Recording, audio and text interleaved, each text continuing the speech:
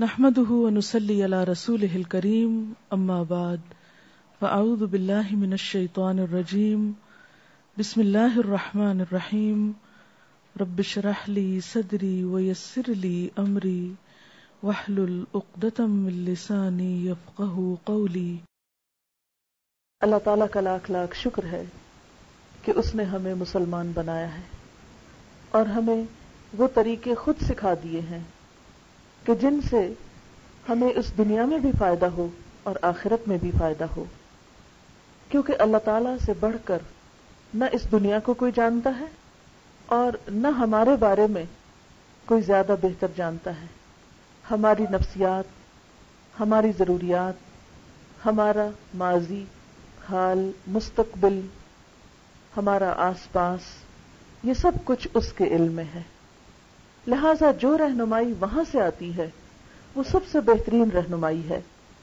اسلام نے ہمیں زندگی کے مختلف پہلوؤں پر رہنمائی کی ہے، جس میں ہمارا مال بھی شامل ہے کہ ہم مال کہاں سے کمائیں اور کہاں کہاں خرچ کریں۔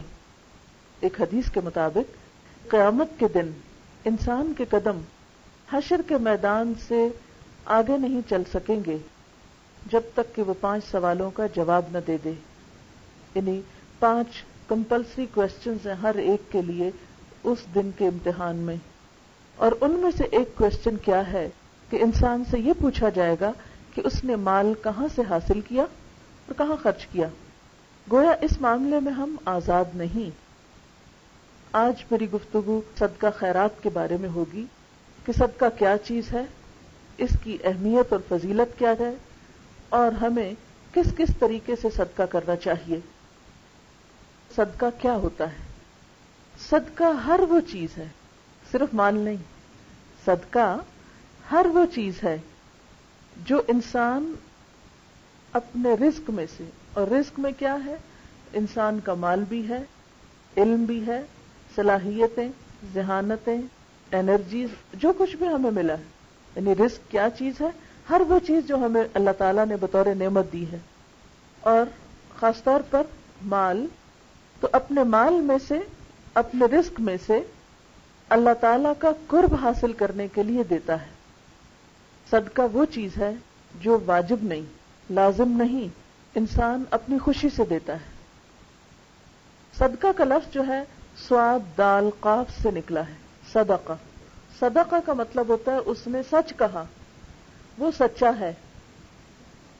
یعنی جب کوئی شخص کسی کام میں مال لگاتا ہے یا وقت لگاتا ہے یا اپنا انٹرسٹ شو کرتا ہے کسی بھی طرح، تو اس کا مطلب یہ ہے کہ وہ اپنی بات میں سچا ہے، وہ اب سیریس ہے، سنجیدہ ہے۔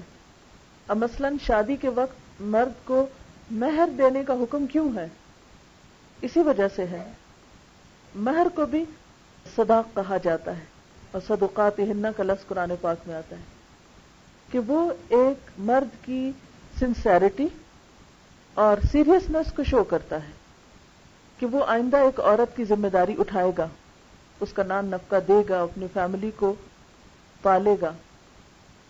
اسی طرح کسی بھی چیز میں جب انسان اپنی سچائی ظاہر کرنا چاہتا ہے تو اس سچائی کو ثابت کرنے کے لیے وہ کچھ نہ کچھ قربان کرتا ہے۔ تو مال کی یہ قربانی صدقہ کہلاتی ہے۔ کس بات کا؟ کہ ہم اللہ تعالیٰ پر یقین رکھتے ہیں، ہم اس پر ایمان رکھتے ہیں، ہم اس کو مانتے ہیں۔ اب اللہ کو ماننے کا دعویٰ ہر شخص کرتا ہے، لیکن کون اس کو سچا کرتا ہے؟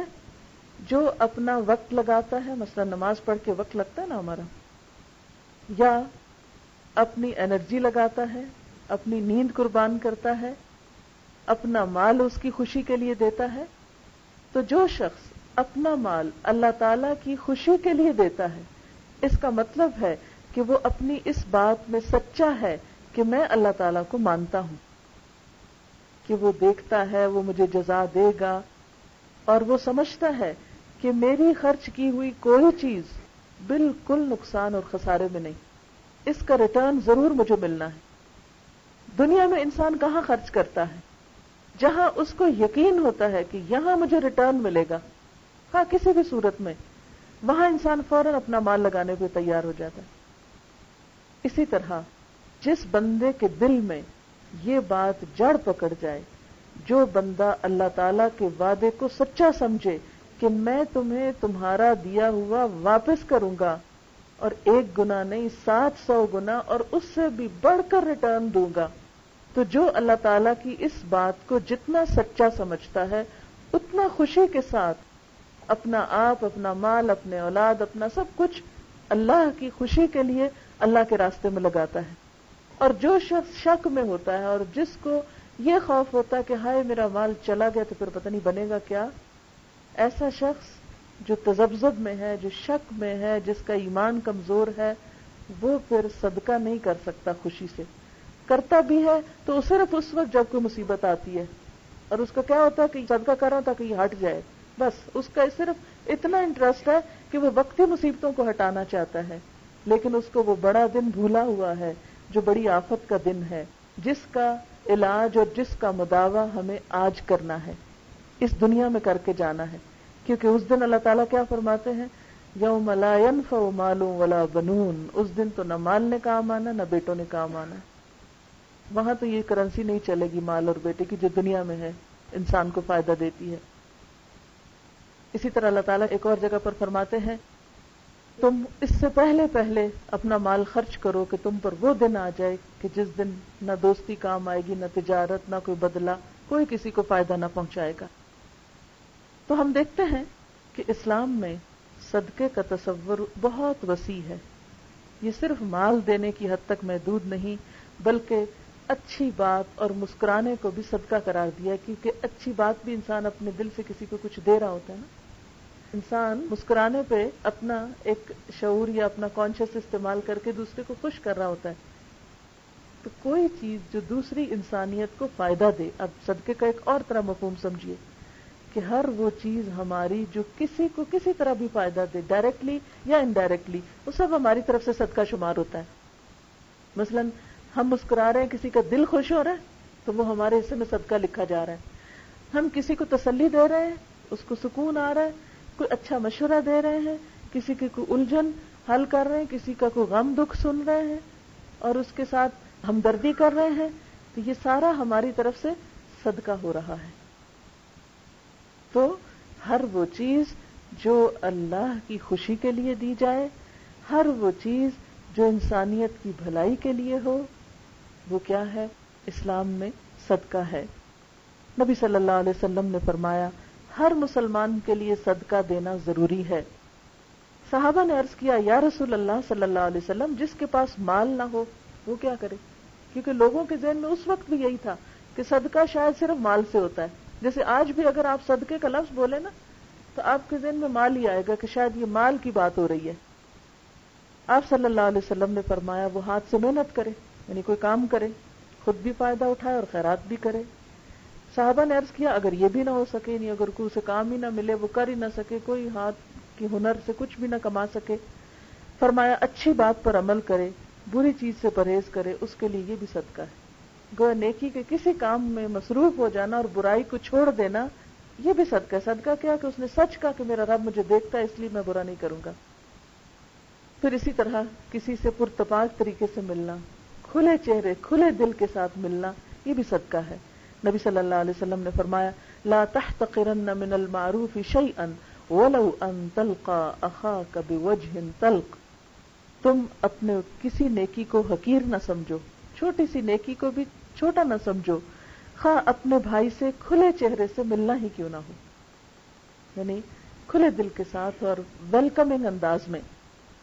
اگر انسان مال کا صدقہ دینا چاہے تو یہ ضروری نہیں ہوتا کہ بہت ڈھیروں مال ہو تو ہی وہ صدقہ کرے، بلکہ معمولی چیز کا صدقہ کرنا بھی انسان کو جہنم سے نجات دلانے کا باعث بن سکتا ہے۔ یعنی ہر کوئی اپنی حیثیت کے مطابق کرے گا۔ اصل چیز کیا ہے؟ نیت ہے، نہ کہ مقدار ہے۔ اگر کسی کے پاس زیادہ مقدار ہے تو ظاہر آٹومیٹکلی اس کا اجر بڑھ جائے گا، لیکن اگر کسی کے پاس زیادہ نہیں تو تھوڑے سے تھوڑا کرنا ہر ایک پہ لازم ہے، تاکہ وہ اس کو جہنم کی آگ سے بچائے۔ تو فائدہ پھر کیا ہوا صدقہ کا کہ وہ آگ سے بچانے والی چیز ہے۔ نبی صلی اللہ علیہ وسلم نے فرمایا، اتقوا النار ولو بشق تمرۃ، آگ سے بچو، خواہ کھجور کا ایک ٹکڑا دے کر ہی صحیح۔ ابو ذر کہتے ہیں نبی صلی اللہ علیہ وسلم نے فرمایا ہر مسلمان آدمی پر ہر دن صدقہ ضروری ہے، یعنی یہ نہیں کہ زندگی میں ایک دفعہ کر کے انسان بے فکر ہو جائے۔ لوگوں نے کہا اے اللہ کے رسول صلی اللہ علیہ وسلم، ہمارے پاس اتنا مال کہاں کہ ہم ہر روز صدقہ کریں؟ آپ نے فرمایا کہ صدقہ کرنے اور ثواب حاصل کرنے کے ذرائع یعنی طریقے کیا ہیں؟ سبحان اللہ، الحمدللہ، اللہ اکبر، لا الہ الا اللہ، یہ پڑھنا بھی صدقہ ہے۔ اگر مال نہیں تو اپنی زبان کا صدقہ کرو، زبان سے فضول اور لغو باتیں کرنے اور دوسروں کو دکھ دینے کی بجائے کیا کرو؟ اللہ کا ذکر کر لو۔ دوسروں کو نیکی کی تلقین کرنا، کسی کو اچھی بات بتانا، گناہوں سے روکنا، راستوں سے کانٹے ہٹانا، کوئی بھی تکلیف دہ چیز ہٹانا، اگر کانٹا نہیں اور کوئی پتھر پڑا ہوا تو اس کو بھی ہٹانا، کسی بہرے آدمی کو زور سے بول کے بات سنانا، یعنی جو اونچا سنتا ہے اس کو اونچا سنانا، اندھے کی رہنمائی، یہ سب ثواب کے کام ہیں۔ آدمی کو اس کے مقصد کے سلسلے میں رہنمائی کرنے، ان کو مشورہ لینا ہے تو آپ اس کو بتائیں کہ فلاں چیز وہاں وہاں۔ عموماً ہم نے کبھی نہیں سوچا ہم صدقہ کریں نا، لیکن اگر اللہ کی نیت سے نہیں، یہ نہیں کہ اچھا آج میں ذرا اس کو کر لوں پھر کل یہ مجھے بھی کرے، یہ نیت نہ ہو اس کے پیچھے، بلکہ کہ میرا رب مجھ سے خوش ہو۔ کسی کو رستہ بتا دینا، کسی کو کوئی جگہ کا بتا دینا، کسی کو کسی بھی چیز کے بارے میں کوئی گائیڈنس دینا، اور مصیبت زدہ فریادی کی مدد کے لیے دوڑنا بھی صدقہ ہے۔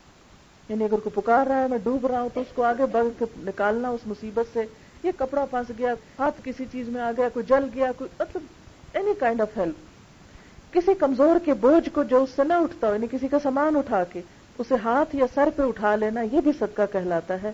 بس یہ سب کا سب تیری طرف سے تیرے نفس پہ صدقہ ہے۔ یعنی اگر مال نہیں تو ڈفرنٹ قسم کی خدمت خلق کے کام جو ہیں صدقہ ہے۔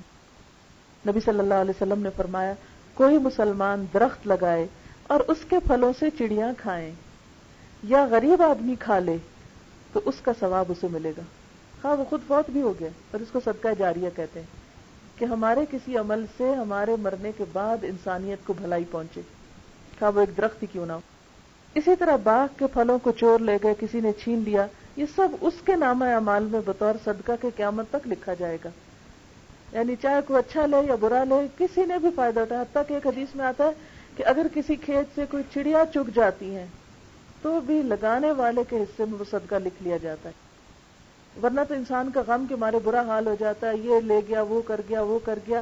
نہیں، جو کچھ بھی آپ سے گیا کسی کا فائدہ ہو گیا، بھلا ہو گیا، بس اب آپ اس پر صبر کر کے اس کو اللہ کی رضا کی نیت سے بھول جائیں، اور اس سے انسان کے اپنے دل کو ایک سکون بھی آ جاتا ہے، اور وہ چھوٹے چھوٹے غم اور دکھ اور پریشانیوں پہ ساتھ ہلاک نہیں ہوتا رہتا۔ انسان کی جان بڑی قیمتی چیز ہے، چھوٹی چھوٹی چیزوں پہ سے گھلانا نہیں شروع کر دینا چاہیے۔ یہ بہت سے لوگوں کی عادت ہوتی ہے نا، قطرے قطرے کے نقصان کے اوپر ان کی ساتھ جان جاتی ہے، ساتھ کڑتے ہیں، ساتھ پریشان ہوتے ہیں، اور اس طرح نتیجہ کیا تھا؟ اپنے آپ کو نقصان دے رہے ہوتے ہیں۔ اور ایک اچھی نیت کیا ہے، ایک اچھی سوچ کیا ہے؟ چلو کوئی نہیں، جو بھی لے گیا کسی کا بھلائی سی، مجھے نہیں ملا چلو کسی کو ملا، کسی کو تو گیا، بس یہ نیت کرنے کی دیر ہے، انسان اپنا غم بھی بھولے گا اور اس کے ساتھ ساتھ دوسرے کو بھی فائدہ پہنچ جائے گا، اور اس کے نامہ اعمال میں نیکی لکھ دی جائے گی۔ نبی صلی اللہ علیہ وسلم نے فرمایا، اللہ تعالیٰ نے فرمایا اے ابن آدم انفق علیکا، اے آدم کے بچوں تم خرچ کرو، میں تم پہ خرچ کروں گا، تم دوسروں کو دو، میں تمہیں دوں گا۔ انسٹنٹ فائدہ دینے کا، کہ تم دینے والے بنو، دنیا میں بھی دوں گا۔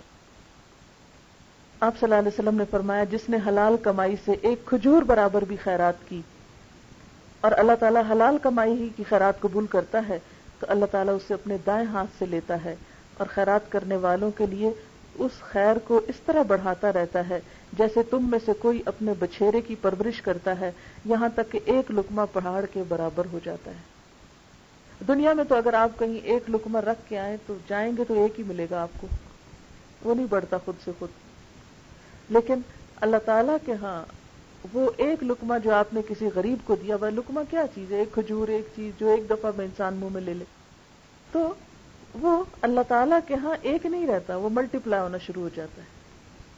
بس شرط یہ ہے کہ حلال کمائی اور دل کے خلوص سے دی ہوئی چیز ہو، کہ کسی بندے کے اوپر احسان جتانا نہ ہو، کسی سے اس کا ریوارڈ نہیں چاہیے، کسی کی تعریف نہیں چاہیے، کوئی شہرت نہیں چاہیے، کچھ نہیں چاہیے، بس میرا رب خوش ہو جائے، اس نے مجھے دیا ہے نا، تو میں بھی اس کو خوش کرنے کے لیے اس کے نام پر کسی کو دوں. جب انسان ایسا کرتا ہے تو اللہ تعالیٰ ایسے صدقے کو اتنا بڑھاتا ہے کہ قیامت کے دن ایک ایک لقمہ پہاڑ برابر اجر ہو کر واپس ملے گا انسان کو. حضرت ابن عباس سے روایت ہے، نبی صلی اللہ علیہ وسلم نے فرمایا صدقہ کرنے سے مال کم نہیں ہوتا. جب کوئی بندہ صدقے کا مال سائل کو دینے کے لیے ہاتھ بڑھاتا ہے تو سائل کے ہاتھ میں پہنچنے سے پہلے اللہ کے ہاتھ میں پہنچ جاتا ہے. یعنی مثال کے طور پر اگر کسی نے کچھ مانگا ہے اور آپ اس کو دینے لگے ہیں، یہ دے رہے ہیں، ابھی لینے والے کے مانگنے والے کے ہاتھ میں نہیں پہنچا، بس آپ نے ہاتھ آگے ہی کیا ہے، تو اللہ تعالیٰ اس سے پہلے اسے قبول کر لیتا ہے، وہ لے لیتا ہے اس کو. یعنی وہ ریکارڈ میں لکھ لیتا ہے اس بندے نے اتنا دیا، اس کا آپ بڑھاؤ. Just like a bank. اور کوئی بینک بھی لقمے کو پہاڑ بنا کے نہیں دیتا آپ کو، لیکن اللہ تعالیٰ کا جو آخرت انویسٹمنٹ بینک ہے، وہاں نیک نیتی کے ساتھ جو ڈپازٹس ہوتے ہیں وہ اسی طرح بڑھتے ہیں. نبی صلی اللہ علیہ وسلم نے فرمایا جو شخص اپنی غربت اور مفلسی کے باوجود، یعنی فقیر ہے خود، اس کے باوجود اپنے تھوڑے مال میں سے کچھ اللہ کی راہ میں خرچ کرے گا، کیونکہ بعض اوقات لوگ کہتے ہیں نا یہ تو امیروں کا کام ہے، وہ دیں، ہم کیا دیں، ہمارے حصے میں تو نہیں. فرمایا جو غربت کے باوجود اللہ کی راہ میں دے گا اس کو امیر آدمی کے بہت سے مال سے بھی زیادہ ثواب ملے گا، کیونکہ اس نے بڑی مشکل حالات میں دیا ہے. ایک شخص کے پاس اگر زیادہ ہے تو ٹھیک ہے، وہ جتنا دے گا وہ اور بڑھے گا، لیکن اگر کسی نے تھوڑا دیا اس لیے کہ اس کے پاس ہے ہی تھوڑا.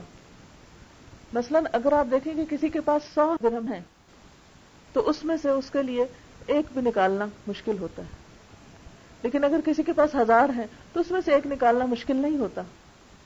تو اب اگر 100 میں سے ایک کوئی نکالے گا تو اس کا اجر 1000 میں سے ایک نکالنے والے کے مقابلے میں بڑھ جائے گا، کیونکہ اللہ تعالیٰ کوانٹٹی نہیں دیکھتے، وہ کوالٹی دیکھتے ہیں. اور انسان کا حال یہ دیکھتے ہیں کہ اس نے کس مشکل سے نکالا ہے، اس کے پاس ہے ہی تھوڑا، یہ اتنا ہی دے سکتا ہے. وہ جنگ تبوک کا واقعہ نا کہ جب حضرت ابوبکر صدیق رضی اللہ تعالیٰ نے اپنے پورے گھر کا سامان لائے تھے، حضرت عمر اپنا آدھا سامان لائے تھے، لیکن ایک صحابی جو ساری رات یہودی کا کنواں چلاتے رہے اور ایک مٹھی کھجوریں ملی، وہ سویرے آئے اور وہ ایک مٹھی دے گئے. آپ صلی اللہ علیہ وسلم نے اس مال کو سارے مال کے اوپر رکھا اور کہا باقی سب ایک طرف اور یہ ایک مٹھی کھجوریں ایک طرف، کیونکہ اس نے بڑی مشقت سے کمائی ہے. اس لیے جب انسان مشکل حالات میں بھی صدقہ کرتا ہے تو اللہ تعالیٰ کے نزدیک بہت زیادہ قدر پاتا ہے. اسی طرح انسان اگر دوسروں کی طرف سے صدقہ کرتا ہے تو دوسروں کو بھی ثواب ملتا ہے اور خود کو بھی ملتا ہے. اللہ تعالیٰ اس کا ثواب دگنا کر دیتے ہیں. مثلا آپ صدقہ دے رہے ہیں، ساتھ نیت کر رہے ہیں اللہ میری ماں کو بھی ثواب پہنچے، اللہ میرے والدین کو پہنچے، میرے سارے فوت شدہ رشتہ داروں کو پہنچے، یا ایون زندہ کو بھی آپ کہہ سکتے ہیں، میرے بچوں کی طرف سے بھی دیتے ہوئے ان کو بھی مل جائے گا. اللہ کے خزانے بہت وسیع ہیں نا، وہ ہماری طرف تھوڑی ہے کہ گن گن کے دے، نہیں تم نے اتنا دیا تھا بس اس کو مل سکتا ہے، اس سے آگے نہیں، اب اتنے زیادہ اتنا نہیں میں دے سکتا. نہیں، وہ تو زمین و آسمان کا بادشاہ ہے، اس کے لیے کچھ مشکل نہیں. تو جب آپ دیتے ہیں دوسرے کی طرف سے تو اس کو بھی ملتا ہے. یا یہ کہ مال شوہر کا ہے اور اس نے آپ کو دے رکھا ہے کہ آپ بھی دیں، تو شوہر کو ملے گا اور آپ کے ہاتھ سے جا رہا تو آپ کو بھی ملے گا اس کا اجر. آپ صلی اللہ علیہ وسلم نے فرمایا کسی کے مال سے مالک کی اجازت سے دوسرا شخص اپنے ہاتھ سے صدقہ کرے تو اسے بھی مالک کے برابر ثواب ملے گا اور مالک کے ثواب میں کوئی کمی نہ ہوگی. مثلا آپ اپنی کسی بہن کے گھر میں ہیں یا بھائی کے گھر میں ہیں یا پیرنٹس کے گھر میں ہیں، کوئی فقیر آ جاتا ہے، اب آپ نے اٹھا کے فقیر کے ہاتھ میں دیا تو جتنا مالک کو ثواب ملا آپ کے ہاتھ کے دینے کی وجہ سے اتنا ہی آپ کو بھی ساتھ مل گیا. اسی لیے قرآن پاک میں آتا ہے من یشفع شفاعۃ حسنۃ یکن لہ نصیب منہا، جس نے کسی کی اچھی سفارش کی، اچھے کام کے لیے کسی کو کہا تو اس کو بھی اس میں سے حصہ ملے گا، اس کو بھی ساتھ ہی اتنا اجر مل جائے گا.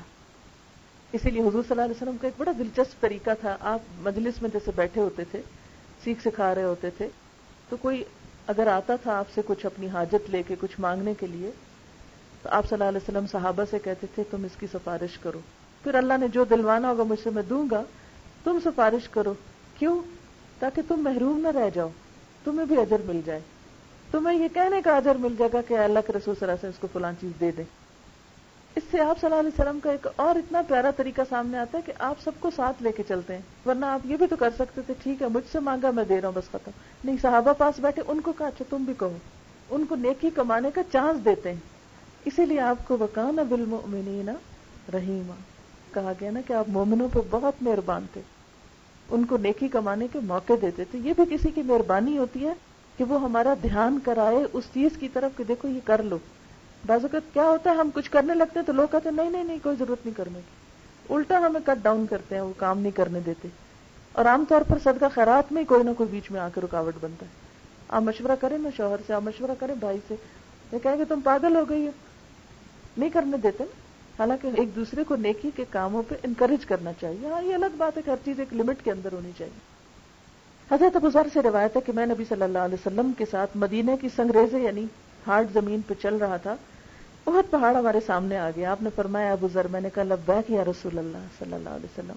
آپ نے ارشاد فرمایا مجھے یہ بات پسند نہیں کہ میرے پاس احد پہاڑ کے برابر سونا ہو, پھر مجھ پہ 3 دن ایسے گزرے کہ ان میں سے 1 دینار میرے پاس موجود ہو. اتنا بڑا دل تھا آپ کا. اگر مجھے احد جتنا سونا مل جائے تو میں 3 دن سے پہلے اسے اللہ کے راستے میں دے دوں. ہاں صرف اتنا جسے میں قرض کی ادائیگی کے لیے سنبھال کر رکھ لوں, بچاؤں گا تو صرف قرضہ ادا کرنے کے لیے, مگر میں اسے اللہ کے بندوں میں اس طرح اور اس طرح اور اس طرح تقسیم کروں, یعنی خوب دوں. اپنے دائیں, اپنے بائیں, اپنے پیچھے کی طرف آپ نے اشارہ فرمایا. پھر آپ آگے چلے, پھر فرمایا زیادہ مال و دولت والے وہی قیامت کے دن بہت کم ہوں گے, یعنی اجر و ثواب میں, مگر وہ لوگ جو مال کو اس طرح اور اس طرح اپنے دائیں, اپنے بائیں اور اپنے پیچھے خرچ کریں, اور ایسے لوگ بہت کم ہیں. یعنی قیامت کے دن ان کا اجر و ثواب نہیں ہوگا الا یہ کہ وہ دنیا میں اس سے نیکی کما لیں. میں ایک مندر کو بھی تو انہوں نے ہمیں ایکسپلین کیا کہ یہ مندر بنا کیسے نا. میں زیادہ انٹرسٹڈ تھی کہ مجھے اپنے ریچولز کے بارے میں بتائیں, وہ انٹرسٹڈ تھے کہ ہم مندر کے بارے میں بتائیں پہلے. تو میں نے کہا کہ ٹھیک ہے آپ بتائیں. تو بالکل انٹرسٹ سے انہوں نے شروع کیا کہ کس طرح یہ بنا. پتھر کا بتایا سارا کہ یہ سارا راجستھان سے آیا ہے کیونکہ وہاں کا پتھر کارونگ کے لیے بہت اچھا ہے, تو سب وہاں سے امپورٹ کیا گیا. پھر ہم اندر آئے تو بتایا کہ یہ جو ساری اندر کی کارونگ ہے یہ دنیا کا سب سے بڑا مندر ہے جس کی اندر جو ہے یہ سب لکڑی لگی ہوئی ہے نا, اور لکڑی بھی یوگنڈا کی مہاگنی تھی. اور پھر بتایا کہ یہ ساری لکڑی ممباسا پورٹ سے گجرات میں ایکسپورٹ ہوئی, پہلے وہاں بھیجی گئی, اور وہاں پر 250 پیپل نے اس کے اوپر کام کیا دن رات, اور 1 سال میں اس کو تیار کیا. پھر جگسا پیسز کی طرح وہ سارا کچھ یہاں لائے اور اس کو سارے کو یہاں جوڑا گیا. اور یہ جتنی لکڑی ہے یہ صرف ایک شخص نے ڈونیٹ کی ہے. تو میں سوچ رہی تھی کہ ہم مسلمانوں کے ہاں وہ دل نہیں, حالانکہ اللہ نے ہمارے لیے وعدہ کر رکھا ہے کہ کل تمہیں کئی گنا بڑھا کے دوں گا, وہ عالیشان جنتوں کی شکل میں. لیکن ان بیچاروں کو یہاں خرچ کرنے کے بعد کل پتہ نہیں کیا ہوتا ہے کیا نہیں ہوتا. لیکن اس کے باوجود بھی اپنے دین کی, اپنے دھرم کی حفاظت کے لیے, اس کی شان و شوکت کے لیے, اور اندر کوئی لائبریری نہیں, کوئی علمی چیز نہیں, صرف یہ ہے کہ بت وغیرہ رکھے ہوئے ہیں اور لوگ آ رہے ہیں اور جا رہے ہیں, جو بھی اپنی عبادت ہے کر رہے ہیں. اتنی مہنگی بلڈنگ کو اور اتنی خوبصورت بلڈنگ کو میں دیکھ کے سوچ رہی تھی کہ اس کا یوز کیا ہے نا, what's the use of it. اگر اتنی بڑی لکڑی لگی ہوئی بھی ہے, سوائے اس کے کہ ایک شان و شوکت ہے, اس کے علاوہ تو اس کا مصرف نہیں ہے. اسی لیے اسلام میں سادی مسجدیں بنانے کا کہا گیا ہے, اور باقی پیسہ جو ہے وہ انسانیت کی بھلائی کے ایسے کاموں میں لگے کہ جس سے زیادہ اللہ کی بات دوسروں تک پہنچے. پھر آپ دیکھیں کہ نبی صلی اللہ علیہ وسلم نے فرمایا, انسان کہتا ہے میرا مال, حالانکہ اے انسان تیرا مال وہ ہے جو تو نے کھا کر ختم کر دیا, یا پہن کے پرانا کر دیا, یا صدقہ کر کے آگے بھیج دیا, یعنی اپنے آگے جانے سے پہلے اس کو آگے بھیج دیا. اب جسے ہم دنیا میں کیا کرتے ہیں, بعض اوقات ہمیں اگر کہیں جا کر رہنا ہے تو ہم اس کے لیے, کئی لوگ جیسے پاکستان سے باہر کام کرتے ہیں پھر واپس اپنے ملکوں میں جاتے ہیں, تو ساری زندگی کام کرتے ہیں, اور جو پیسہ ہوتا ہے وہ اپنے ملک میں ٹرانسفر کرتے رہتے ہیں, پھر وہاں جا کے گھر بناتے ہیں, رہتے ہیں. تو میں جب بھی ایسی کوئی بات سنتی ہوں تو ہمیشہ مجھے آخرت یاد آتی ہے کہ بالکل اسی طرح ہمیں آخرت میں بھی ایک گھر چاہیے, وہاں بھی زندگی کی ضروریات چاہیے, کیونکہ ہمیشہ کی زندگی شروع ہوگی. تو کچھ ایسے خوش نصیب ہیں کہ وہ اپنی آخرت کے لیے ٹرانسفر کرتے رہتے ہیں کہ جب وہاں پہنچیں گے تو وہاں جا کر یہ سب کچھ استعمال کریں گے جو کبھی ختم نہیں ہوگا. پھر اسی طرح نبی صلی اللہ علیہ وسلم نے فرمایا روزانہ 2 فرشتے اترتے ہیں. ان میں سے ایک کہتا ہے اے اللہ خرچ کرنے والے کو اس کا بدلہ دے. دوسرا کہتا ہے اے اللہ بخیل کے مال میں نقصان دے اور اس کو برباد کر دے.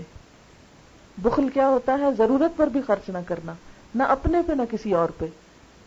اور اس کے لیے نتیجہ کیا ہوتا ہے؟ مثلاً اگر آپ کھانا بہت سا خرید کے گھر لے جائیں، مثلا فروٹ لے جائیں اور چیزیں، اور اس کو رکھ دیں، نہ خود کھائیں نہ کسی کو دیں، تو کیا نتیجہ نکلے گا؟ وہ سب گل سڑ کے بن میں ہی جائے گا.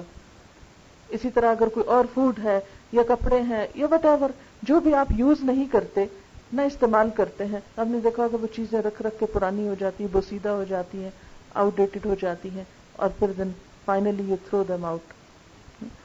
تو یہاں بھی یہی بتایا جا رہا ہے کہ فرشتے دعا مانگتے کہ یا اللہ جو ایسا بخل کرے اس کا مال برباد کر دے، یعنی کہیں نہ کہیں سے اس کو نقصان پہنچ جائے.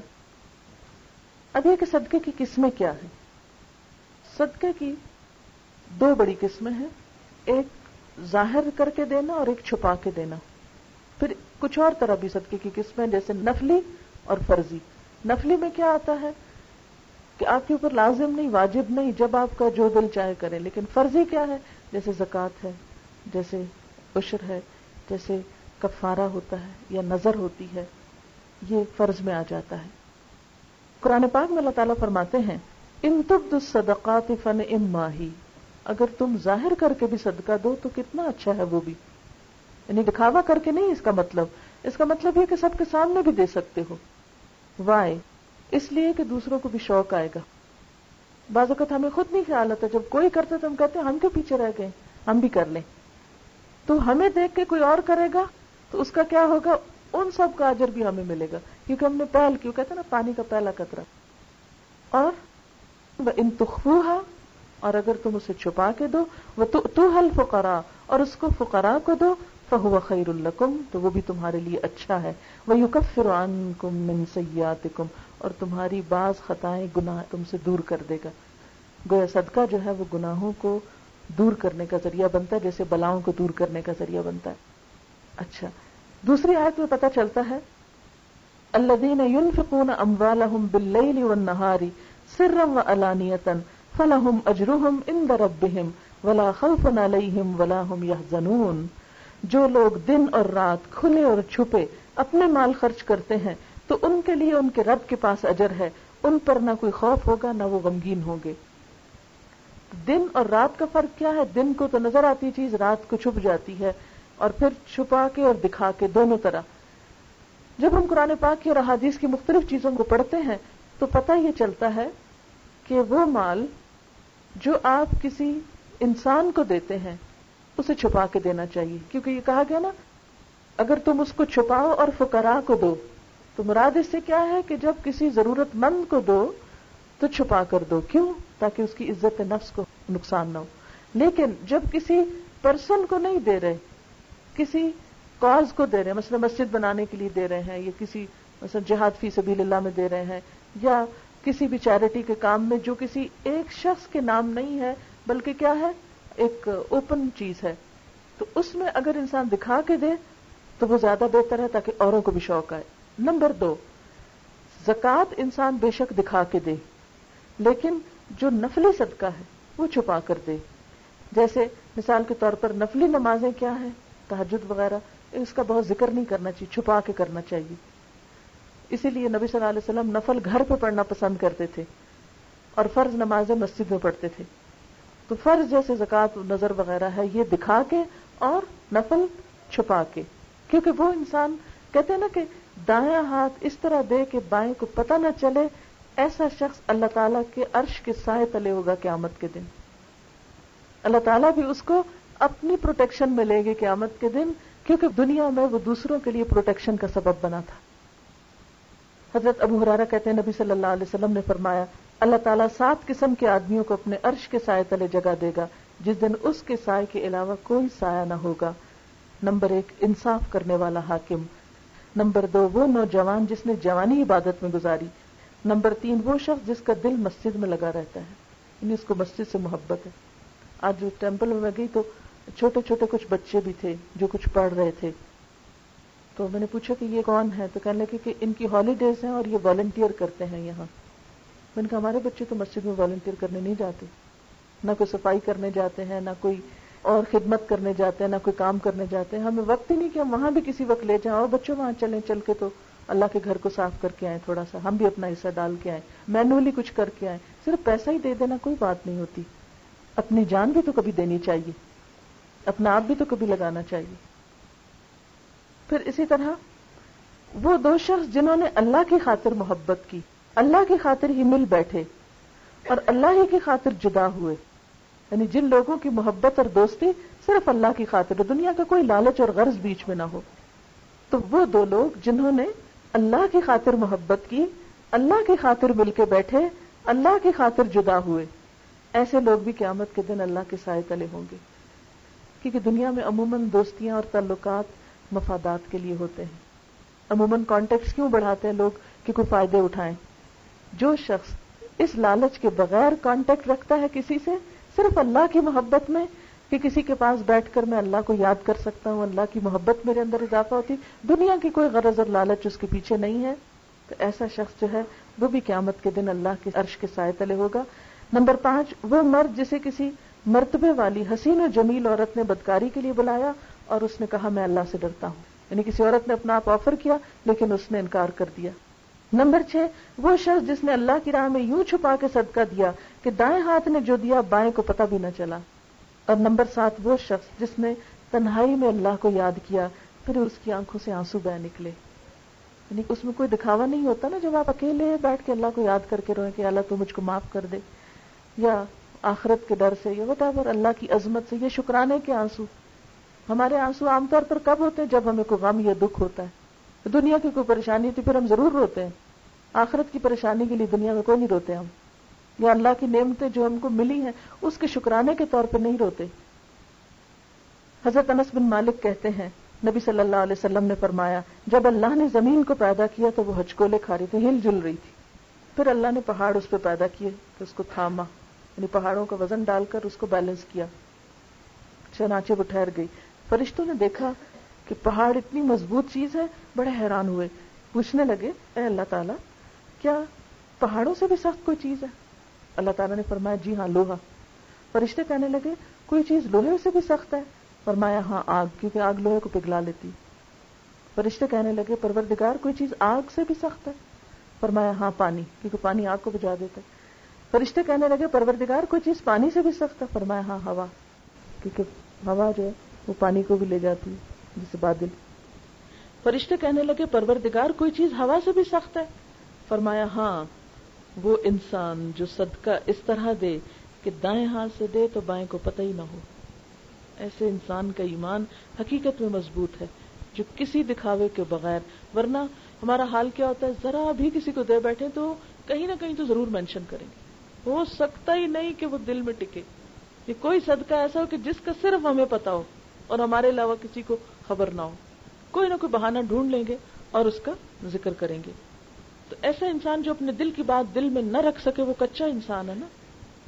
ہواؤں سے اور پہاڑوں سے اور ہر چیز سے زیادہ مضبوط فیت تو اسی کا ہے جو صرف اللہ پہ یقین رکھتا ہے اور سمجھتا ہے کہ میرا دیا ضائع نہیں ہوگا، خواہ کسی کو نہ ہی خبر ہو. پھر یہ ہے کہ صدقہ دے کے احسان نہیں جتانا چاہیے کسی پر. اللہ تعالیٰ فرماتے ہیں یا ایھا الذین آمنوا لا تبطلوا صدقاتکم بالمن والاذی، اے لوگو جو ایمان لائے ہو اپنے صدقوں کو احسان جتا کے اور دکھ دے کے ضائع نہ کرو. کالذی ينفق مالہ رئاء الناس، اس شخص کی طرح جو اپنا مال محض دکھاوے کے لیے خرچ کرتا ہے.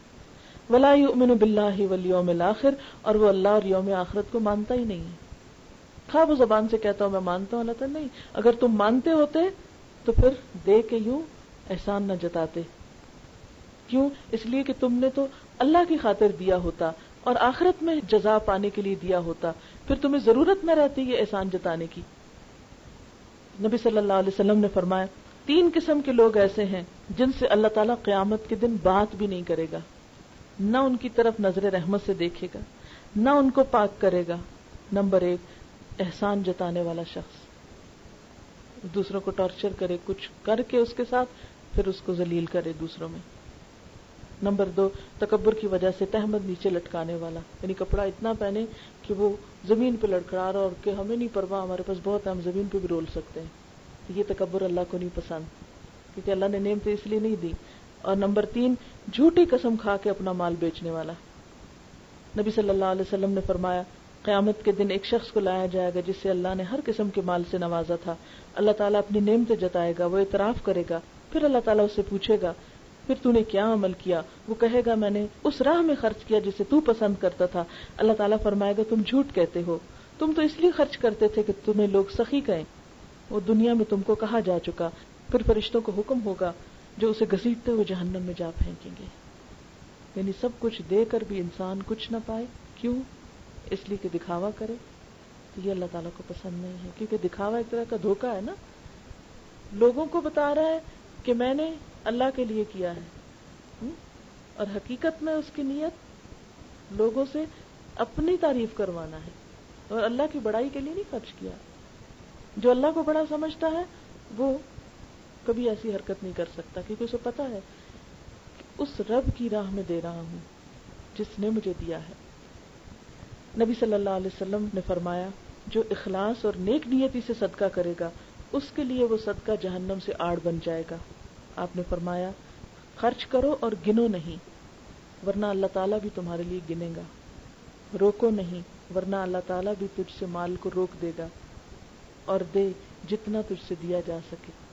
تو یہ ہے کہ بعض اوقات جب آپ دیں تو مثلا کہیں دینے کے لیے چینج رکھا ہوا یا کچھ بھی تو اٹھایا اور دے دیا، ہر وہ گن گن کے چھوٹا چھوٹا چینج، اور ایسا نہیں کرنا چاہیے کیونکہ اللہ تعالیٰ کو یہ چیز پسند نہیں کہ میں نے تو بے حساب نعمتیں دی ہیں، میرے راستے میں دینے لگا تو گننا شروع ہو گیا کتنا دے رہا ہوں. اور بعض اوقات انسان گنتا کیوں ہے؟ تاکہ بتا سکے. تو جس کو اللہ کو دینا ہے اس کو گننے کی ضرورت نہیں ہے. نبی صلی اللہ علیہ وسلم نے فرمایا اخلاص سے صدقہ کرنے والا عرش الہی کے سائے میں ہوگا. پھر یہ کہ صدقہ خیرات کرنے والوں کو فقر و فاقہ کا خوف نہ ہوگا. اللہ تعالیٰ فرماتے ہیں الشیطان یعدکم الفقر ویأمرکم بالفحشاء واللہ یعدکم مغفرۃ منہ وفضلا واللہ واسع علیم. شیطان تمہیں مفلسی سے ڈراتا ہے، وہ تمہیں بے حیائی کا حکم دیتا ہے، جبکہ اللہ تعالیٰ تمہیں اپنے فضل اور مغفرت کی امید دلاتا ہے، اور اللہ بڑی وسعت والا اور جاننے والا ہے. نبی صلی اللہ علیہ وسلم حضرت بلال کے پاس آئے، ان کے پاس کھجوروں کا ڈھیر تھا. آپ نے پوچھا بلال یہ کیا ہے؟ عرض کیا یہ ایک چیز ہے جس کو میں نے کل کے لیے جمع کیا. آپ نے فرمایا کیا تو اس سے نہیں ڈرتا کہ دوزخ کی آگ قیامت کے دن اس کا بخار بنے؟ بلال اس کو خرچ کرو اور عرش عظیم کے مالک سے افلاس اور فقر کا خوف نہ کرو. قرآن پاک میں اللہ تعالیٰ فرماتے ان ربی یبسط الرزق لمن یشاء من عباده ویقدر له وما انفقتم من شیء فهو یخلفه وهو خیر الرازقین. اللہ جس کے لیے رزق چاہتا ہے خوب وسیع کر دیتا ہے، بڑھا دیتا ہے، زیادہ سے زیادہ اس کو ملٹیپلائی کر دیتا ہے، اور جس کے لیے چاہتا ہے تنگ کر دیتا ہے. ان نون ریزن سے برکت اٹھتی جاتی ہے اور انسان خوف میں مبتلا ہو جاتا ہے. اور فرمایا جو بھی چیز تم خرچ کرو گے اللہ تعالیٰ اس کے پیچھے اور لے آئے گا. فہو یخلف، اخلف یخلف اخلاق کہتے ہیں پیچھے اور لانا. تم آگے نکالتے جاؤ، پیچھے سے فریش اور تازہ اور نئی اور آتی چلی جائے گی، اور وہ بہترین رزق دینے والا ہے. نبی صلی اللہ علیہ وسلم نے فرمایا، اور یہ بات آپ نے قسم کھا کے فرمائی، صدقہ کرنے سے مال کم نہیں ہوتا. کیونکہ ہمارا خوف یہ ہوتا ہے نا کہ دے کے پھر ہمارے پاس کیا ہوگا. ٹھیک ہے انسان اپنے لیے استعمال کرے کیونکہ خود پہ خرچ کرنا بھی وہ بھی ایک ثواب ہے، بیوی بچوں پہ خرچ کرنا بھی ثواب ہے، لیکن جب اللہ کی راہ میں دینے لگے تو یہ نہ سوچے کہ ختم ہو جائے گا. فرمایا صدقہ کرنے سے مال کم نہیں ہوتا بلکہ اس میں برکت ہوتی ہے، مال بڑھتا ہے، اور کسی کے قصور کو معاف کرنے سے اللہ عزت بڑھا دیتا ہے. یعنی اگر کسی نے ہمارے ساتھ کوئی زیادتی کی ہے، کوئی غلطی کی ہے، تو ہم اس کو معاف کر دیں یہ سوچ کے کہ اللہ تعالیٰ ہمیں بھی معاف کر دے، ایسے انسان کی عزت بڑھتی جاتی ہے. اور جو کوئی تواضع اختیار کرتا ہے اللہ تعالیٰ اس کو بلندی عطا کرتا ہے، یعنی جو جھک جاتا ہے اللہ اس کو بڑا کر دیتا ہے. آپ صلی اللہ علیہ وسلم نے فرمایا جو آدمی اپنے زائد مال میں سے دیتا ہے وہ لینے والے سے افضل نہیں جبکہ لینے والا محتاج ہو. نبی صلی اللہ علیہ وسلم نے فرمایا ایسے لوگوں کی طرف دیکھو جو تم سے کم تر ہوں، ان کی طرف مت دیکھو جو مال و دولت میں تم سے بڑھ کر ہوں. اس طرح زیادہ لائق ہے کہ تم اللہ کی ان نعمتوں کی ناقدری نہ کرو جو اس کی طرف سے تم پر آئی ہیں. کیونکہ انسان اگر اپنے سے بڑوں کو دیکھتا رہے گا تو دل میں حسرت اور غم اور افسوس آئے گا کہ ہمارے پاس کیوں نہیں. اور اس طرح جو ہے اس کے بارے میں بھول جائے گا، پھر شکر نہیں ادا کر سکے گا۔ اب یہ ہے کہ صدقہ خیرات کس کس چیز کا ہونا چاہیے۔ قرآن پاک میں اللہ تعالیٰ فرماتے ہیں کہ جو کچھ تم نے کمایا ہے اور جو تم نے زمین سے نکالا ہے اس میں سے اچھی چیزیں اللہ کی راہ میں خرچ کرو، اور کوئی ردی چیز دینے کا ارادہ مت کرو، حالانکہ وہی چیز اگر کوئی تمہیں دے تو تم اسے ہرگز قبول نہ کرو، الا یہ کہ تم چشم پوشی کر جاؤ، جان لو بے شک اللہ بے نیاز اور تعریف والا ہے۔ تو اس سے دو باتیں پتہ چلتی، ایک تو یہ کہ انسان کے ہاتھ کی کمائی، دوسرا یہ کہ زمین میں کچھ اگا کے اس سے جو کچھ نکلتا ہے اس میں سے خرچ کرنا، اور پھر یہ ہے کہ اس میں سے ردی بیکار اور فالتو چیزیں جو ہیں ان کو صدقے کے نام پہ مت دو، بلکہ صدقہ اچھے مال میں سے کرو۔ کیوں ردی نہ دو؟ اس لیے کہ اگر تمہیں کوئی ردی دے تو تم کو کیسا لگے، تمہیں کوئی فضول بیکار چیز دے تو تمہیں کیا پسند آئے۔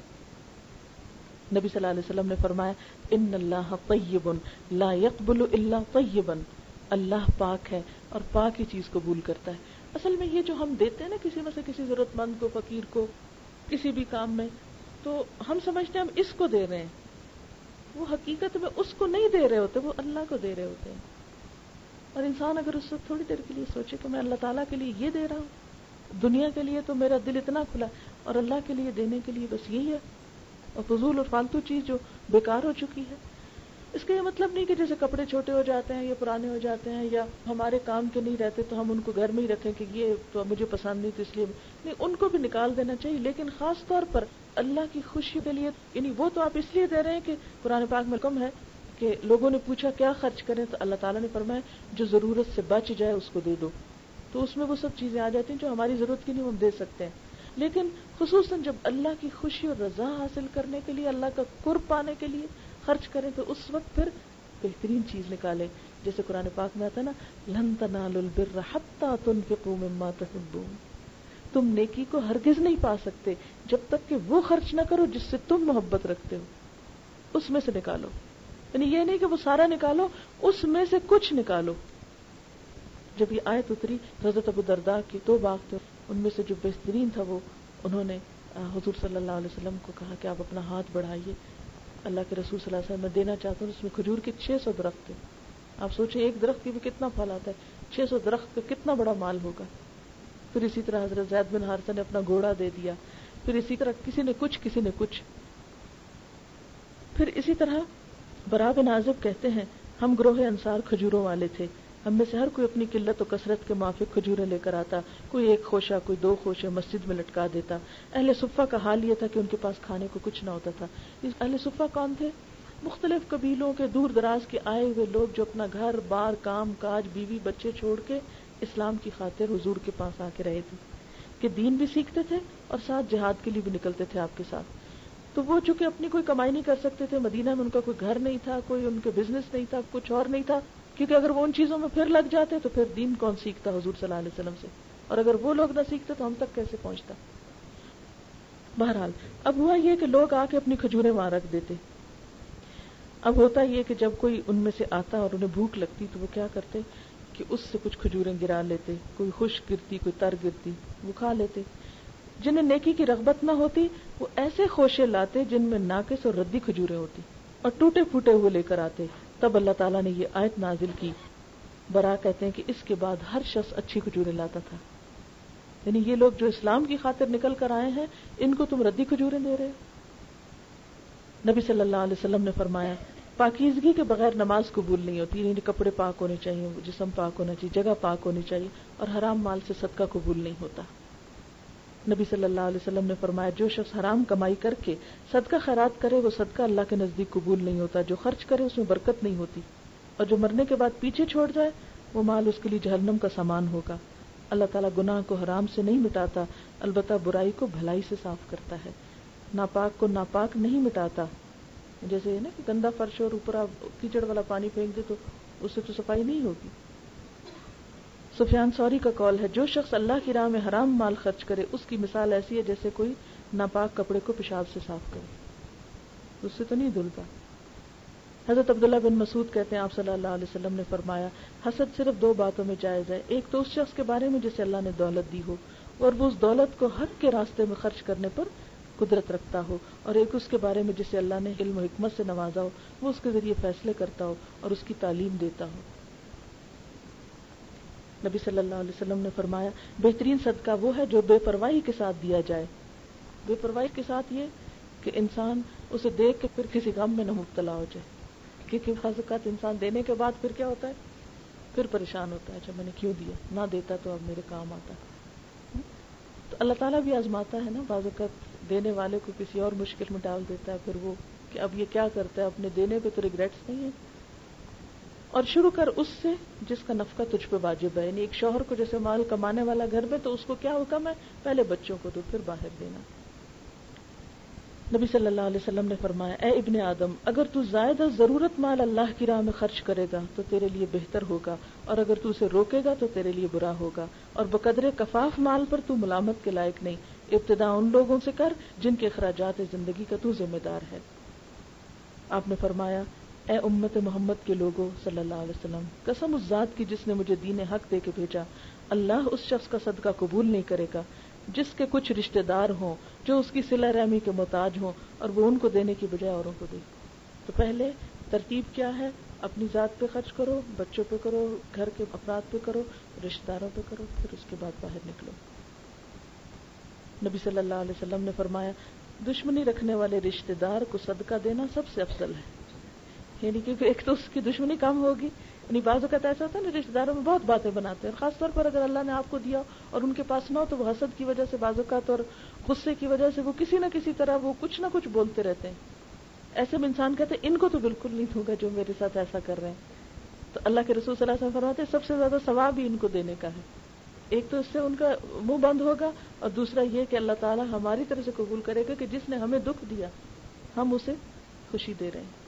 پھر یہ اللہ ہی کے لیے دے سکتا نا انسان, ورنہ دنیا کی خاطر تو جہاں سے کچھ ملے نا وہاں انسان دے کیسے. اسی طرح آپ صلی اللہ علیہ وسلم نے فرمایا اجر و ثواب کے لحاظ سے بڑا ہوا دینار وہ ہے جو آدمی اپنے بال بچوں پہ اور زیر کفالت لوگوں پہ خرچ کرتا ہے, اور وہ دینار بھی جو مجاہد اپنے گھوڑے پہ صرف کرتا ہے اور اس پر سوار ہو کر جہاد کرتا ہے, اور وہ دینار جو انسان اپنے مجاہد ساتھیوں پہ خرچ کرتا ہے.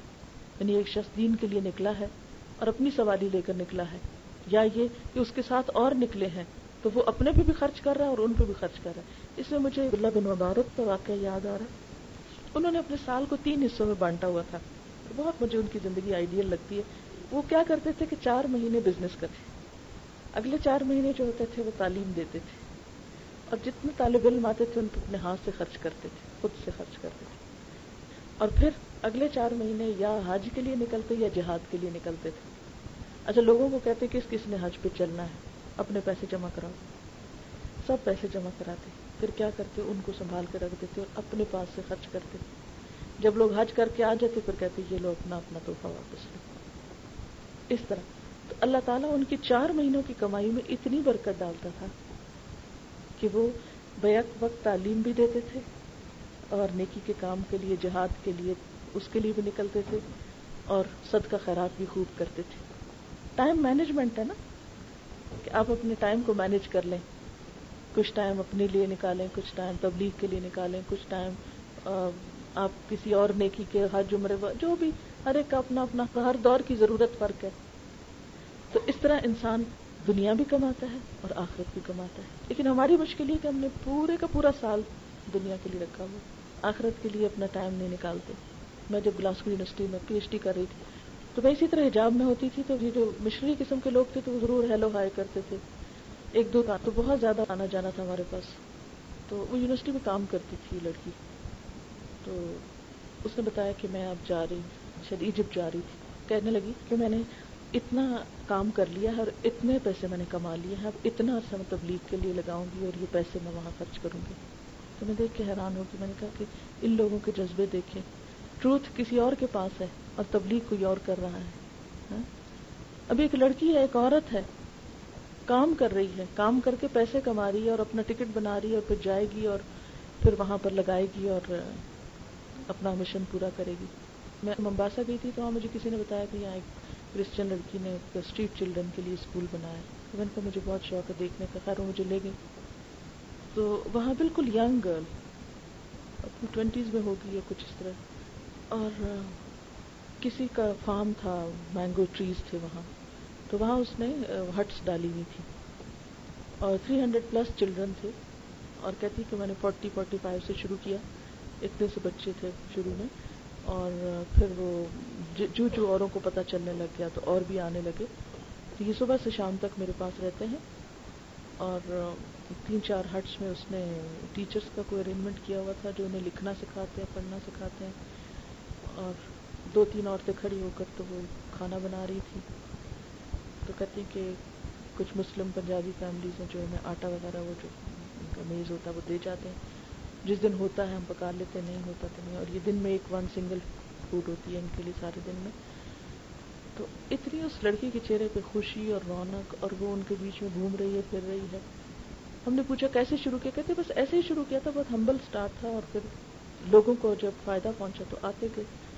کہتے کچھ تو آرفن ہے بالکل، اور کچھ جو ہیں وہ ان کے سنگل پیرنٹس ہیں، کچھ جو ہیں وہ ایسے ہی بس ان نون سے ہیں. اور لیکن یہ ہے کہ مجھے خوشی اس بات کی کہ یہ یہاں آ کر کم از کم وہ بازاروں میں جو غلط کام کرتے ہیں، لڑکیاں جو ہیں ارلی پریگنینسیز ہیں ان میں، اور بہت اس طرح کی چیزیں غلط قسم کی، اور بھی کوئی ایڈکشن وغیرہ اور باقی چیز. کہتی کہ یہ بائی دا ٹائم یہ واپس جاتے ہیں تو جا کے اتنے تھکے ہوتے ہیں کہ پھر سو جاتے ہیں، تو خرابیوں کے لیے ان کے پاس ٹائم نہیں ہوتا.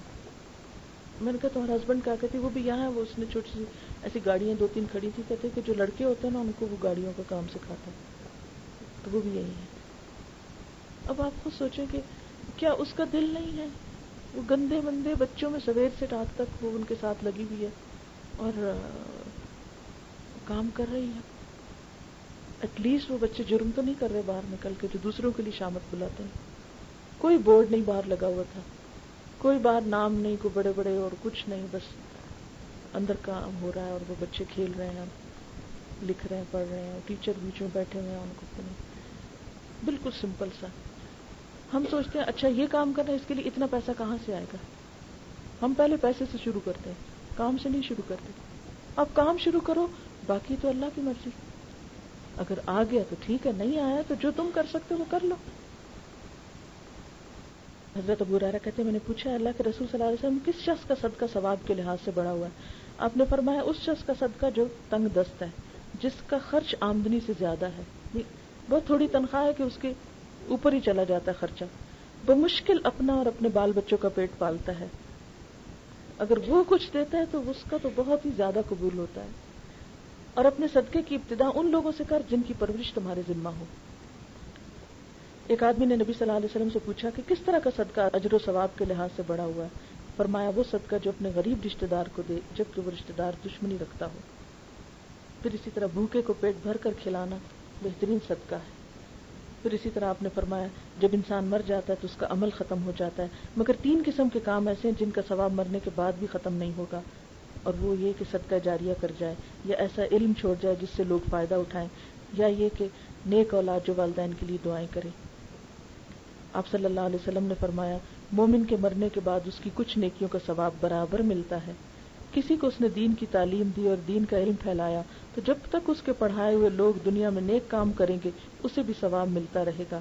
اسی طرح کسی نے مسجد یا مدرسہ پر قرآن وقف کیا، یا مسجد کی تعمیر کی، یا مسافروں کے لیے کوئی سرائے بنوائی، یا نہر کھدوائی، یا اپنی زندگی میں صحت کی حالت میں کوئی نیک کام کیا اور اس میں اپنا پیسہ لگایا، اس کے نامہ اعمال میں ثواب لکھا جاتا رہے گا.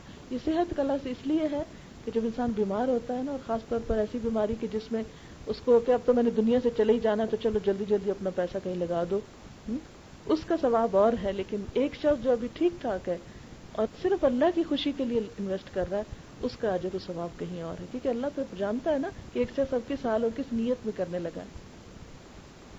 آپ صلی اللہ علیہ وسلم نے فرمایا کہ آدمی کا اپنی زندگی میں 1 درہم خرچ کرنا موت کے وقت 100 درہم خرچ کرنے سے بہتر ہے. یعنی صحت اور تندرستی میں 1 درہم مرتے وقت کے 100 درہم سے بہتر. اور پھر آپ صلی اللہ علیہ وسلم سے کسی نے سوال کیا کون سا صدقہ اچھا ہے؟ آپ نے فرمایا جو صدقہ تو تندرستی کی حالت میں کرے جبکہ تو حرص رکھتا ہو، یعنی ابھی تمہیں پیسے کی لالچ ہو، فقر سے ڈرتا ہو، دولت کی طمع رکھتا ہو، لہذا صدقہ کرنے میں جلدی کرو. ایسا نہ ہو کہ جان لبوں پہ آ جائے تو پھر کہنے لگو کہ اتنا فلاں کو دے دو، اتنا فلاں کو دے دو، حالانکہ اس وقت تو وہ مال وارثوں کا ہو ہی گیا، تو چلا گیا ان کے پاس. ایک شخص نے دریافت کیا اللہ کے رسول صلی اللہ علیہ وسلم کون سا صدقہ بہتر ہے؟ فرمایا تندرستی اور زندگی کی حالت میں صدقہ کرنا سب سے بہتر ہے، موت کے وقت صدقہ ہی نہیں ہوتا. صدقہ نہ کرنے کا کیا انجام ہے؟ فرمایا کامل مومن وہ ہیں جن میں یہ دو خصلتیں نہیں ہوتی، بخل اور بد اخلاقی. یعنی مومن نہ بخیل ہوتا نہ بد اخلاق ہوتا ہے.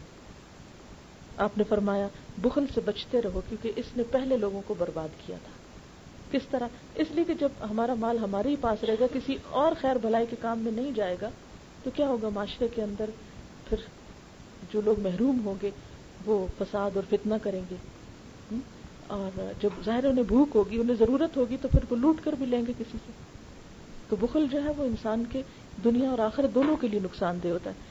پھر اسی طرح یہ ہے کہ جب کسی معاشرے میں تعلیم نہیں ہوگی، ایجوکیشن نہیں ہوگی اور پیسے والے لوگ اس پر انویسٹ نہیں کریں گے، تو جہالت کی وجہ سے طرح طرح کی بیماریاں اور خرابیاں آئیں گی. اللہ تعالیٰ فرماتے ہیں فَأَمَّا مَن بَخِلَ وَاسْتَغْنَى وَكَذَّبَ بِالْحُسْنَى فَسَنُيَسِّرُهُ لِلْعُسْرَى وَمَا يُغْنِي عَنْهُ مَالُهُ إِذَا تَرَدَّى. لیکن جس نے دینے سے بخل کیا اور پرواہ نہ کی اور اچھی بات کو جھٹلا دیا تو ہم اس کو تکلیف کی چیز کے لیے سامان دیں گے، یعنی اس کو مشکل طرف لے جائیں گے، اور جب وہ مرے گا تو اس کا مال اس کے کام نہ آئے گا. فرمایا قرآن پاک میں ہے جو لوگ سونا چاندی جمع کرتے ہیں اور اللہ کی راہ میں خرچ نہیں کرتے، انہیں دردناک عذاب کی خبر دے دیجیے جس دن اس کو جہنم کی آگ میں گرم کر کے اس سونے چاندی کو ان کی پیشانیوں، پہلوں اور پیٹھوں کو داغا جائے گا. ان سے کہا جائے گا یہ وہی خزانہ ہے جو تم لوگوں نے اپنے لیے جمع کیا تھا، اب تم اس خزانے کے عذاب کو چکھو. آپ صلی اللہ علیہ وسلم نے فرمایا مال گنجا سانپ بن کر اپنے مالک کا پیچھا کرے گا یہاں تک کہ اس کو پکڑ کر اس کا ہاتھ چبائے گا، اس کے گلے میں لٹک جائے گا، اس کی باچھیں چیرتا ہوا کہے گا انا مالو کا انا کنزو کا، میں تیرا مال ہوں، میں تیرا خزانہ ہوں. یعنی وہ مال جس میں سے صدقہ خیرات نہیں ہوتا، یہ اس کی طرف اشارہ ہے. دنیا میں کیا فائدہ ہوتا ہے صدقے کا؟ نمبر 1، اللہ تعالیٰ کے غصے کو صدقہ ختم کرتا ہے اور بری موت سے بچاتا ہے. نمبر 2، آپ نے فرمایا صدقہ کرنے میں جلدی کرو کیونکہ بلائیں صدقے سے آگے نہیں بڑھتی، یعنی وہ ان کو ادھر روک لیتا ہے، صدقے سے رک جاتی ہیں. صدقہ برائی کے 70 دروازوں کو بند کرتا ہے، انسان کی کجی کو درست کرتا ہے. یعنی انسان کے اندر جو دل کی سختی، ٹیڑھا پن اور برے اخلاق وغیرہ ہیں، صدقہ کرنے سے ان میں کمی آتی ہے. گویا اچھا اخلاق پیدا ہوتا ہے، اس سے بری موت سے بچاتا ہے اور بھوکے کا پیٹ بھرتا ہے. فرمایا جو کسی مسلمان کو کپڑا پہنائے گا تو جب تک اس کے بدن پر ایک دھجی بھی ہوگی، یہ پہنانے والا اللہ کی حفاظت میں رہے گا. پھر دنیا میں ایک اور فائدہ ہے، ایک حدیث میں آتا ہے، صحیح مسلم کی حدیث ہے، اٹس ویری امیزنگ اسٹوری، کہ ایک آدمی میدان میں جا رہا تھا کہ اچانک اس نے گھرے ہوئے بادلوں میں سے کسی کو یہ کہتے سنا، یعنی بادل سے آواز آئی اے بادل فلاں شخص کے باغ کو جا کے سیراب کر. تو وہ بادل ایک طرف کو گیا اور ایک سیاہ مٹی والی پہاڑی زمین میں اس نے اپنا سارا پانی انڈیل دیا، وہاں ساری بارش ہو گئی. وہاں ایک نالا تھا، اس نے سارا پانی اپنے اندر سمیٹا اور بہہ نکلا. تو یہ مسافر پانی کے ساتھ ساتھ چلا، آگے چل کر دیکھتا ہے کہ ایک آدمی اپنے باغ میں کھڑا بیلچے سے پانی کا رخ موڑ رہا ہے تاکہ اپنے درختوں کو سینچے. باغ والے سے اس مسافر نے پوچھا ہے اللہ کے بندے تیرا کیا نام ہے؟ اس نے وہی نام بتایا جو بادلوں میں اس نے سنا تھا. باغ والے نے اس سے پوچھا تم نے میرا نام کیوں پوچھا؟ مسافر نے کہا میں نے گھرے ہوئے بادلوں میں سے کسی کو یہ کہتے سنا جا فلاں شخص کے باغ کو سیراب کر. تو بتا تو اپنے باغ میں ایسا کون سا عمل کرتا ہے جس کی وجہ سے اللہ کی یہ رحمت تم پہ ہے؟ باغ والے نے کہا جب یہ بات تم مجھے پوچھ بیٹھے ہو اور تمہیں پتا چل گیا تو میں بتاتا ہوں، ورنہ میں نے کبھی یہ بات کسی کو بتائی نہیں. اس باغ سے مجھے جو کچھ حاصل ہوتا ہے اس کے 3 حصے کرتا ہوں. 1/3 اللہ کے نام پہ دیتا ہوں، 1/3 میں اور میرے بچے کھاتے ہیں، اور 1/3 اسی باغ میں دوبارہ لگا دیتا ہوں. تو اللہ تعالیٰ کو اس کی یہ تقسیم جو تھی اور اعتدال، یہ خود بھی استعمال کر رہا ہے، دوسروں کو بھی دے رہا ہے، اور انویسٹ آئندہ باغ کو بڑھانے کے لیے بھی کر رہا ہے. تو زندگی میں عموماً یہ ہوتا ہے نا کہ جب آپ بزنس کرتے ہیں تو سارا انویسٹ نہیں کر سکتے دوبارہ اس میں. ٹھیک ہے بزنس بڑھائیں اپنا، لیکن اس کے ساتھ ساتھ خود پہ اور بچوں پہ بھی خرچ کریں اور اللہ کی راہ میں بھی دیں. آخرت میں کیا فائدہ ہے؟ قیامت کے دن حساب کتاب ختم ہونے تک صدقہ کرنے والا اپنے صدقے کے سائے میں رہے گا، امبریلا بن جائے گا. اس دن بہت دھوپ ہے نا، بہت گرمی ہے، لیکن جس نے صدقہ کیا ہوگا اس کے ساتھ ساتھ سایہ چلے گا. آپ صلی اللہ علیہ وسلم نے فرمایا صدقہ کیا کرو کیونکہ صدقہ تم کو دوزخ سے بچائے گا. اب کیا خرچ کریں؟ طیب اور پاکیزہ اور حلال. کیا نہ کریں؟ ردی اور بیکار اور حرام. کیوں کریں؟ دل کی پاکیزگی کے لیے، اللہ کی رضا کے لیے، نفس کی ثابت قدمی کے لیے. کس پر کریں؟ والدین پر، رشتہ داروں پر، مسافروں پر، یتیموں پر، مسکینوں پر، سوالیوں پر. کب کریں؟ دن رات میں، اپنی زندگی میں، جوانی میں، صحت اور فراغت میں، اور ایسے کاموں میں جو مرنے کے بعد بھی صدقہ جاریہ بنے. کیسے کریں؟ اعلانیہ بھی کریں، چھپا کے بھی کریں. اگر مال خرچ نہ کر سکیں، مال ہے نہیں تو کیا کریں؟ کسی سے اچھی بات کریں، مسکرایا کریں، ذکر اور اذکار کیا کریں، دوسروں کی خدمت کیا کریں. کیا خرچ کرنے سے مال کم ہوتا ہے؟ نہیں، کئی گنا لوٹا کے واپس ملتا ہے. اضعاف و مضاعف کا لفظ آتا ہے. خرچ کرنے کا فائدہ کیا ہے؟ نمبر 1 کہ اللہ تعالیٰ کی بخشش ملتی ہے، اللہ کا فضل آتا ہے، برائیاں دور ہوتی، خوف اور غم سے نجات ملتا ہے، بری موت سے صدقہ بچاتا ہے. خرچ کیا ہوا ضائع بھی ہو جاتا ہے، جی ہاں، احسان جتا کے، اذیت دے کے، دکھاوا کر کے. قبولیت کب ہوتی ہے صدقے کی؟ اخلاص سے، اچھی نیت سے، احسان نہ جتا کے، ریاکاری سے بچ کے، اذیت نہ دے کے. ہم اللہ کی راہ میں خرچ کیوں نہیں کرتے؟ شیطان ہمیں فقر و فاقہ سے ڈراتا ہے، برے کاموں کو پرکشش بنا کر دکھاتا ہے، ان میں خرچ کرنے کی طرف لے جا رہا ہے. کیونکہ جب مال ہے اچھے میں نہیں استعمال ہوگا تو وہ کہیں تو ہوگا، پھر وہ بری چیزوں میں تو لگ جاتا ہے. یہ وجہ کہ آج ہم دیکھتے ہیں کہ مسلمانوں کا مال زیادہ سے زیادہ اسراف میں، دکھاوے میں، نمائش نمود اور فالتو فضول چیزوں میں پہنچ جاتا ہے، لیکن انسانیت کی بھلائی کے حقیقی کاموں کے لیے مشکل ہو جاتی ہے. اور پھر آپ دیکھیں کہ ہم کہاں کہاں خرچ کرتے ہیں. اگر ہم اپنی لسٹ بنائیں تو کپڑوں کے ہونے کے باوجود مزید کپڑے خریدتے ہیں، جوتے، زیورات، ایکسیسریز اور چیزیں. پھر اسی طرح کہاں شوق سے کرتے ہیں، مثلاً اپنی خوبصورتی کے لیے میک اپ وغیرہ، اس میں ہزاروں روپے بھی ہم پارلر میں لگائیں تو ہم کو مشکل نہیں لگتی. پھر اسی طرح یہ ہے کہ آرائشی سامان پہ بہت خرچ کرتے ہیں، اینٹیکس پہ خرچ کرتے ہیں، اور زیادہ سے زیادہ ایسی چیزوں پر جو ہمیں دنیاوی اعتبار سے مرتبہ اور مقام دے. پھر اسی طرح دکھاوے، یعنی بعض اوقات ایک چیز ہوتی ہے محض دکھاوے کے لیے نئے ماڈل کی کار لے لیتے ہیں کہ دوسروں کو ہم امپریس کر سکیں. پھر یہ ہے کہ اللہ تعالیٰ ہم سے کیا چاہتے ہیں کہ ہم کہاں خرچ کریں. وہ چاہتے ہیں کہ اللہ کے بندوں پر بھی خرچ کریں اور اللہ کے دین کے راستے میں بھی خرچ کریں، تاکہ اللہ تعالیٰ قیامت کے دن تمہیں کئی گنا لوٹا کر واپس کرے. سبحانک اللہم و بحمدک نشہد ان لا الہ الا انت نستغفرک و نتوب الیک.